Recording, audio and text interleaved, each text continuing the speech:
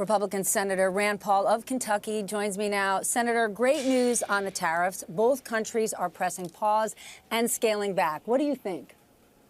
You know, I think tariffs are bad. They're bad for trade. They're bad for prosperity. So anytime we can make them lower, that's better. And I've said all along, while I'm not for the tariffs, if the negotiations somehow made tariff barriers lower, I'll compliment the president. But you have to realize with China, he's getting to 30%, but he was at 145%. It's a smaller number, but it still will be a 30% tariff on everything from China. And so people who buy things from China, Americans who buy things from China, will be less rich.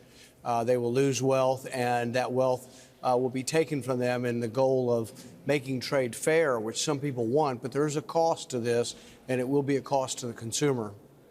Why do you think the White House, the administration, has been so reticent to admit that to the American people? You and I both know it. Every small business, big business leader is aware of that.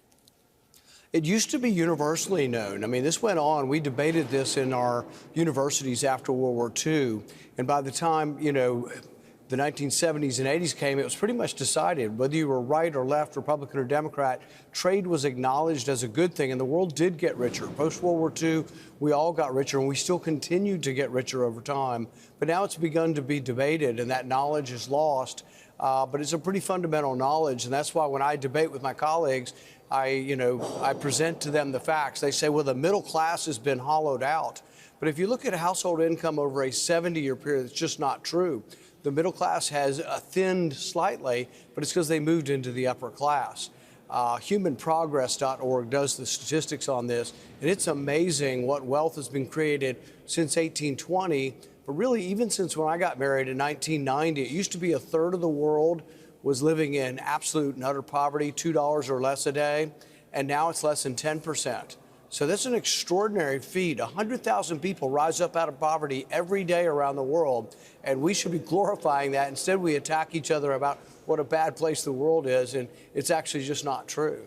Well, the president argued that tariffs were going to pay for the tax cuts and they were going to reshore tens of thousands of manufacturing jobs. You and I could agree that was never going to happen. But does that argument that he makes, does all that just go out the window now? Well, see, we still haven't really felt the pain of the tariffs. So if you survey people and you ask them, is it unfair that China does this or India does this? 75% of the people say, yeah, it's unfair and we should do something to make trade fair. But then if you tell them, if your television set costs $600, are you willing to pay $900 to teach those people a lesson and to make things fair? Most people aren't willing to pay a tax. They're not willing to pay extra for their goods. And also, if you pay $900 for a TV that was costing you $300, that's $300 you had to get your hair done, to have someone mow your grass, to have people help you, and you don't. So you're less wealthy in the pursuit of fairness. But people on the right used to not accept these fairness arguments. They used to say the marketplace decided these. As long as things were voluntary, the marketplace sorted things out. But now you have people on the right, I think, really adopting arguments of the left on fairness. And to get to fairness, though, there always is some sort of penalty that someone must pay. And in the regard to tariffs, it's a penalty they will pay with higher prices. Or another way, we could say less wealthy, more poor. I want to talk about the budget, though, because it could cut $750 billion largely from Medicaid. Your colleague, Senator Josh Hawley, has called those cuts morally wrong and politically suicidal. What do you think? You know, I disagree completely. I think what is morally wrong is to have a huge percentage of your public dependent on government insurance and not going to more productive jobs that have insurance, much better insurance and much better health care. What's also morally wrong is to run a deficit of $2 trillion. So it's sort of a bait and switch. We offer poor people in our country free stuff, free health care, free food, and then they think, well, this will be a leg up. I'll get better. I'll be able to join the middle class someday. But then what we do is we borrow $2 trillion for the programs we provide for the poor, and in the end, we create inflation. So we give them a little bit more, we give them a little bit more, and then inflation takes. And what happens is it ends up being somewhat stagnant. And if you ask people on Medicaid, would you rather have a good paying job with health insurance? I think they would. But the only way you transfer people from a poor paying job or no job to a job with insurance is there have to be rules, particularly for healthy, able-bodied people. So I am for rules, work requirements. I also think the states need to pay their fair share. Right now, the federal government pays most of it, and we have a printing press. So we just print the money up, and that devalues the currency. State governments are, by their very nature, more fiscally sound and responsible because they don't have a printing press. So what I would say is shift the cost to the states. Some states might reduce benefits. Some states might have work programs. Some states might have HMOs or more innovative ways of delivering the healthcare service. But I think putting it back to the states is a good idea. But I can tell you the status quo. Everybody's like, well, you're going to take things from people. I don't want to do that. But I don't think the status quo is sustainable. We have trillion-dollar interest payments. And my fear is that if we do nothing about this and just let it go on or add people to it, that the whole system's going to crumble. I don't disagree with you, but here's the thing. So if you say to somebody, do you want free health care, do you want free food, or do you want to have a good, high-paying job? Everybody's going to pick, many people are going to pick the good, high-paying job, but we're not hand-in-hand offering the job on the other side. We're potentially saying we're going to cut your health care, we're going to get rid of food support, but on the other side, we're not saying, and hey, by the way, here's a good job for you, and it provides X, Y, and Z. So it's that unknown that justifiably has people panicked. Are there all those good jobs that provide all that support in your state of Kentucky? Yeah, and the thing is, they're everywhere. I mean, right now we have 500,000 jobs in the export and manufacturing business. People say, oh, America has no manufacturing. We have 5,000 jobs that are going for the wanting in manufacturing. We have several million jobs out there, and we do train people not to get into the normal workforce. I can tell you there was a liberal journalist from the New York Times years ago, and I can't remember who it was now. It might have been Christoph. He went to Appalachia, and he wrote a story about mothers, and it disturbed him, and he's writing from the left. He said it disturbed him that there were mothers teaching their kids how to fail the IQ test in order to stay on welfare and to get cash payments. They were actually teaching them to fail an IQ test. So do you think the mothers, do you think the mothers in Kentucky who are on government support are doing that right now? Do you think your voters are doing that? I think that there are problems with incentives, and we need to align the incentives to get off. The easiest people to try to transfer to the workforce are able-bodied. So if you're a mom with 4 kids, it is sometimes difficult, and we're still going to have some programs for them. And I don't think anybody's talking about getting rid of that. But if you are 19, 20, 25, able-bodied, and you can lift stuff and you can work in the hot sun, I promise you there is a job out there for you, and actually with not that bad a pay. You can join the middle class. Look, I went to a technical school just the other day. It was an HVAC class, how to fix air conditioners and how to work in there. There's about 60 people in there, many of them non-traditional, 25 to 35. Every one of them's tuition was completely paid for, and every one of them had a job. All you do is finish the 6-week course. And if you can do air conditioners, you might make $60,000, $80,000, $90,000 a year. If you own the company, you'll be richer than any of the doctors in town. Same with electricians. An electrician makes a good wage, but if you work hard and then all of a sudden you hire 3 electricians, you're richer than any of the doctors in town. I know this because I've met all these people, and those things exist. And we need to encourage our young people that not to be victims. We need to tell them, go out there and kick butt. These jobs are out there, and if you work hard, you can make an amazing living in our country. Well, today the president signed an executive order calling on drug makers to lower prices. You're a doctor. Do you think there should be regulations on drug prices? I think that we should encourage what lowers prices, and what lowers them most consistently with the best price for the most people is capitalism. Now, the drug market hasn't had good capitalism in it for a long time. It's very much a controlled market by government.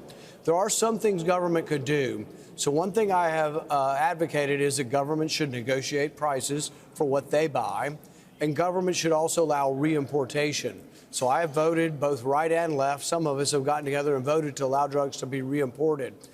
That's not fixing the prices, but the flood of medicines that would come in that are price fixed in Canada would come in at a cheaper rate. But they're cheaper because they are price fixed, and some of them are price fixed below the market rate. But it would be disruptive in a good way. But what the president is proposing now is price controls across the board, not just for government negotiated drug products, but for everything. If and you don't support that. Well, I don't want to be Venezuela. They have price controls in Venezuela, and they have no drugs and no food. Well, then let me ask you about something else the president is accepting. He's accepting a $400 million jet from Qatar. You got a lot of car manufacturers in your state. If one of them dedicated a fleet of new cars to your office that you could keep when you are no longer a senator, would you do that? I wouldn't, but I'm not allowed to do it either. But I wouldn't do that. And I think it does send a bad, it has something bad about it that doesn't seem to be right. And I think it's not going to pass the smell test. So I wouldn't do it. Qatar has a lot of. Are you going to call on the president to change his mind? Well, sure. I just said it right now. I don't think it's a good idea for him to do it. And there are other people already saying that from within the Republican ranks. Qatar has its own sort of set of human rights problems within their country. Most of the Gulf sheikdoms have minority votes there that aren't treated necessarily the same as the majority. Many of them are Sunni kingdoms with Shia minorities. And so we've actually tried to stop arms sales to Qatar on several occasions with the bipartisan group because of some of the ways, same with Saudi Arabia, some of the ways that their minorities are treated. You can have a teenage Shia kid picked up for sending a text message and put in jail and even put on death row in Saudi Arabia. So I don't think we should be lauding or glorifying either Saudi Arabia or Qatar. Unless Congress takes action, the White House is okay with failing the smell test. Let's talk about crypto. Are you worried that the president's massive crypto business makes the United States vulnerable to influence from bad actors? Maybe. I don't know enough about his crypto business, but I did vote against the framework the other day because I didn't think that. I think there's great potential for stablecoin to replace MasterCard and Visa. And I get a lot of complaints from small merchants who say, MasterCard and Visa are a monopoly. But instead of breaking them up, I think the better way is to allow competition. I think stablecoin does have that potential to someday come in and really disrupt the system such that MasterCard and Visa can no longer control those prices as easily. But, sir, is it fair to say that it's naive to just say, well, that doesn't pass the smell test? Because a week ago, the president was interviewed by my colleague, Kristen Welker, and he said he does not know if he's required to uphold the Constitution. The smell test has left the building, sir. Yeah, but I think you're talking to the wrong person. I mean, I've been spending the first several months of this administration arguing constitutional law with the administration, arguing that we shouldn't be a country run by emergency, that taxes like tariffs can't be added by one person, the president. They're a tax and they should originate in the House, and have actually taken the politically risky position of actually siding with many Democrats on these issues, and have been disappointed that my Republican colleagues who once were opposed to emergencies now don't seem to care. But I try to be pretty ecumenical. Whether it's a Republican or a Democrat president, I'm against too much power gravitating to the executive. And I remind them that if AOC wins the presidency next time and she declares a climate emergency and she's going to ban cars in 2 weeks, and you'll only have electrical vehicles on the marketplace, I don't want to live in that country either. So, I think the other side of that is, am I willing to stand up here and criticize everything Donald Trump does just to criticize it? No, I try to pick and choose my battles, and the big battles are over emergency powers, where I've taken a significant stand, and the other big battle is over the debt. I've said I won't vote for their big, beautiful bill if it has $5 trillion increase in the debt ceiling, because that belies everything they're saying about DOGE and the cuts that they're making if they're actually going to increase the debt ceiling $5 trillion. But do you still enthusiastically endorse the president, which you did in February? On many, many things. But I said even in that endorsement that I wasn't giving him a free ride on tariffs. But if you ask me, would I rather have Donald Trump or Harris as president? Without question, Donald Trump. I don't want massively higher taxes on everybody. I don't want them to spend like drunken sailors. I don't want business to be regulated to death. So without question, I'm a Republican. I'm a conservative Republican. And by and large, Donald Trump does get to a lot of those things, sometimes in a haphazard way. If we're talking about spending like drunken sailors, I am going to invite you back when we take a look at how the new budget, what it does to our deficit. Senator Paul, thank you for joining me tonight. I really appreciate it. Thank you.